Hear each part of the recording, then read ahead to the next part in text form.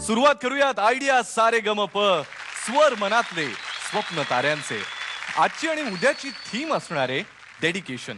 अर्थातच या पर्वातले तारे तारका आपल्या आयुष्यातल्या एखाद्या अशा व्यक्तीला आपलं गाणं समर्पित करणार आहेत ज्यांच्यामुळे त्यांच्या आयुष्यामध्ये मोलाचं योगदान लाभलेलं आहे. जोरदार टाळ्यांनी स्वागत करूयात या पर्वातल्या आपल्या पहिल्या कलाकाराचं.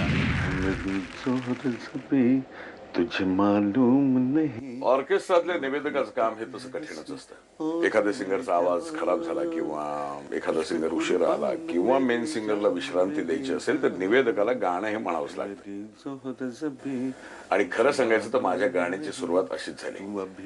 पण ऑर्केस्ट्रावर संसार चालत नाही, पोट भरत नाही, त्यामुळे मी ट्रान्सपोर्ट लाईन सुरू केली. पण नशिबाने माझी ऍक्टिंगची गाडी सुरू झाली. मनातलं गाणं ऑर्केस्ट्रातच राहिलं. तेच माझ्या मनातलं गाणं आता तुमच्यासाठी.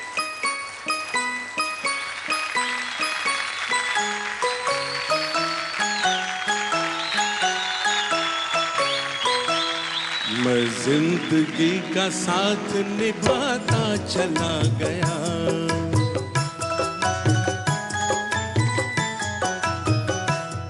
हर फिक्र को धुएं में उड़ाता चला गया.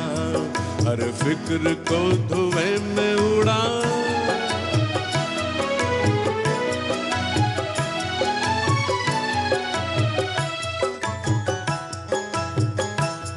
बर्बादियों का शौक मनाना फजूल था.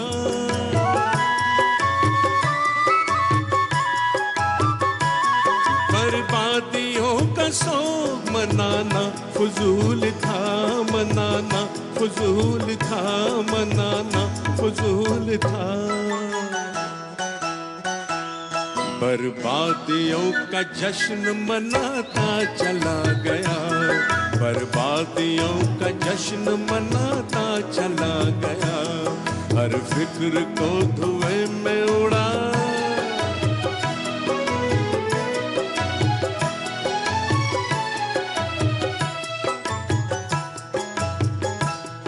जो मिल गया उसी को मुकद्दर समझ लिया.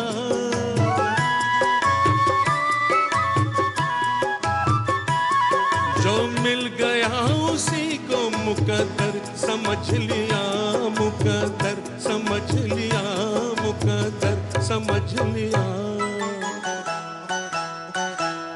जो खो गया मैं उसको भुलाता चला गया. जो खो गया मैं उसको भुलाता चला गया. मैं जिंदगी का साथ निभाता चला गया. हर फिक्र को धुएं में उड़ा.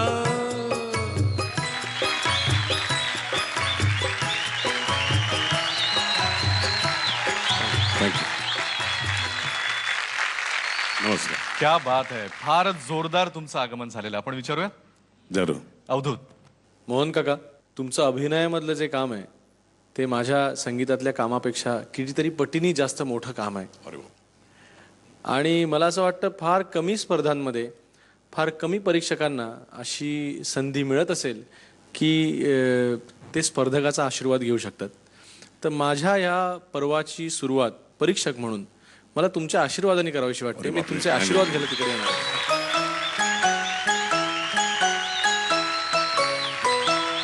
मैं जिंदगी का साथ निभाता चला गया.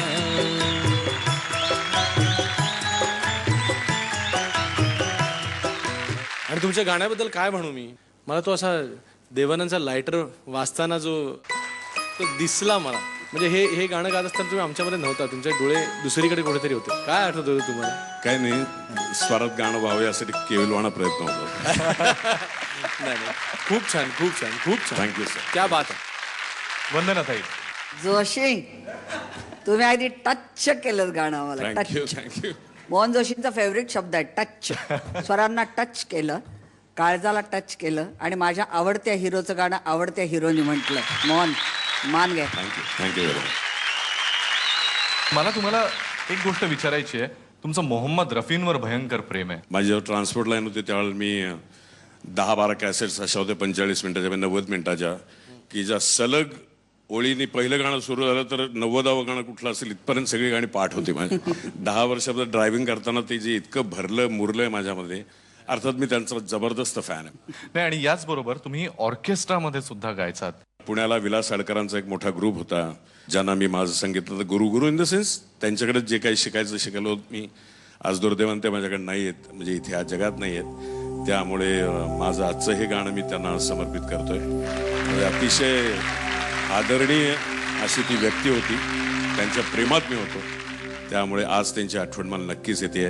आमचे विलास आडकर गुरुजी. नुकतीच संक्रांत झालेली आहे मोहन काका, आणि असं म्हणतात की तिळगुळ घ्या आणि गोड गोड बोला. पण आज मी तुमच्यासाठी खडी साखर आणलेली आहे. तुम्ही जसे गोड बोलता आणि गोड गाता सुद्धा, तसेच गोड राहा आणि गोड गा सुद्धा. खूप शुभेच्छा.